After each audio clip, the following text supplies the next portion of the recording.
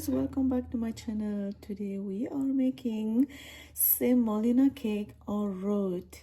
I would say that is the best version ever because of the icing adding another twist to the cake. Let me show you how. Take all-purpose flour in a bowl, add semolina, baking powder, baking soda. Mix everything until combined. In a mixing bowl, add butter, soften at room temperature, and add sugar. And I'm using salted butter today. Using an electric hand mixer, start mixing. Add the egg one at a time. Start mixing.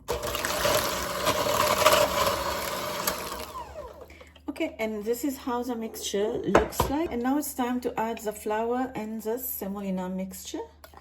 Add 2 to 3 tablespoons at a time along with the milk. We are just gonna mix until combined. At this point, do not overmix.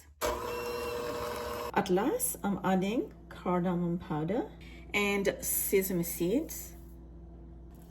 Now just mix until combined again. Do not overmix. And now you can see the texture already looking so creamy. Now this is a 10-inch cake pan and lined with parchment paper and greased with butter or oil very well. And it's time to pour this cake mixture. Spread it evenly, and then this is going to go bake in my preheated oven, 350 Fahrenheit. My cake took exactly 50 minutes to bake, and now you can see the knife is clean, and then this is how you're gonna know that the cake is ready. And the cake is already cooled down completely. Set this on the side. So I decided to leave my icing white, pure white. You can add color, pink or green or any color you want.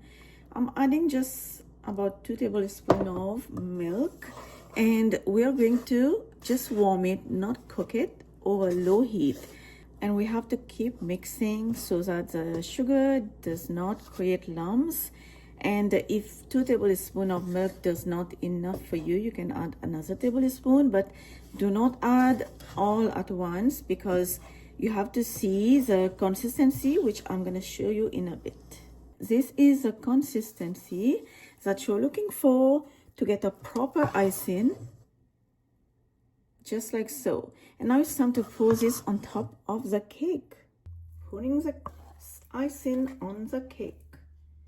And the thing is, you just have to move the icing instead of spread the icing with the spatula. This is how it's gonna end up having mark on top. Okay, so now the cake has been set completely, and now just take a knife and just run a knife on the cake. And now let me cut it. I want to show you how it looks like.